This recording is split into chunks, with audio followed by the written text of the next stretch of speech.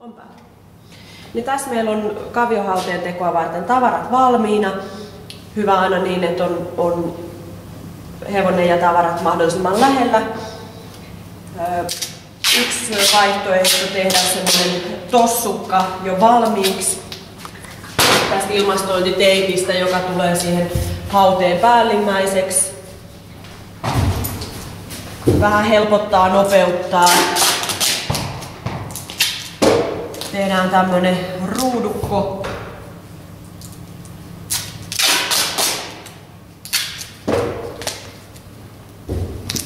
Ei tuu nyt ehkä ihan symmetrinen, mutta sille ei nyt ole niin väliä.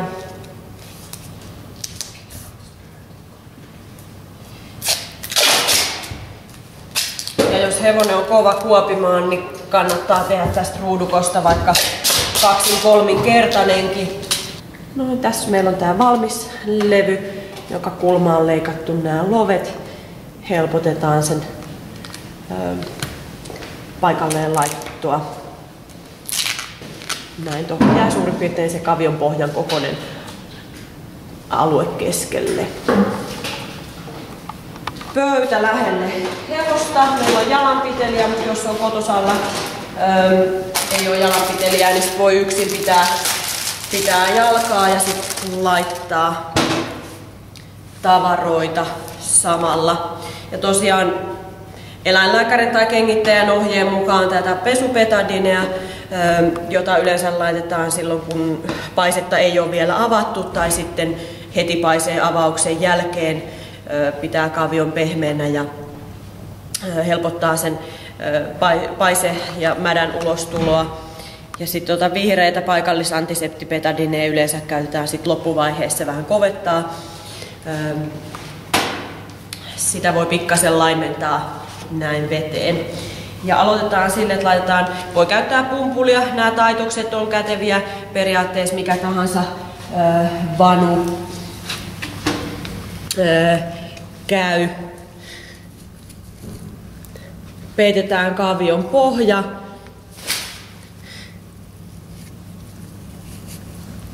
Niin, että saadaan vähän noihin sadeuurteisiin paksummat kerrokset, mutta mitään ihan kauhean paksua kerrosta ei kannata laittaa, koska yleensä ne ei sit pysy ne hauteet niin hyvin.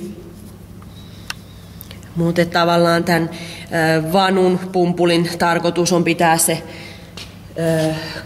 kosteus siellä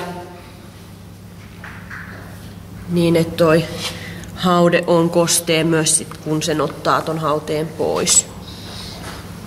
Varotaan, ettei mennä hirveästi tonne ruununrajan puolelle, varsinkin tää paikallis antiseptinen betadine voi ärsyttää ihoa. Ja herkillä hevosilla myös toi pesupetadinekin voi ärsyttää ihoa, etenkin jos joudutaan useita vuorokausia hautomaan kavioon.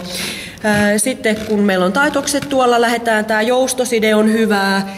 Voi myöskin ihan tavallista pinteliä tähän käyttää.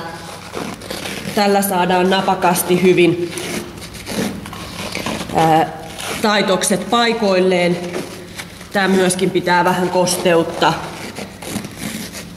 Ei ärsytä ihoa, vaikka sitä vähän meniskin tonne ruununrajan yläpuolelle. Sitten meillä on tää liimaside, jota voi käyttää.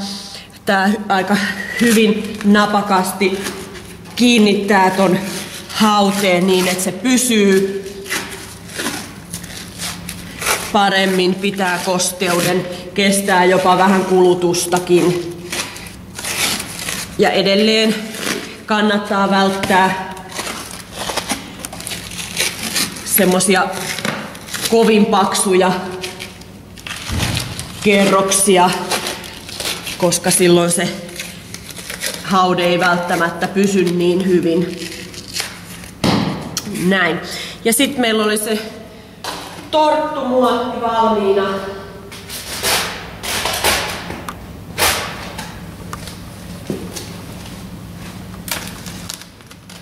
Tää ilmastointiteipistä koottu,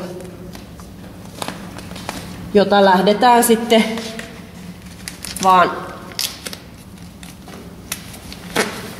pyöräyttelee tähän kavion ympäri näin. Ja sitten tuohon on hyvä vetää muutama kerros vielä ilmastointiteippiä, varsinkin tää kärjen alueelle. Kärki on semmonen, mikä helposti kuluu rikki.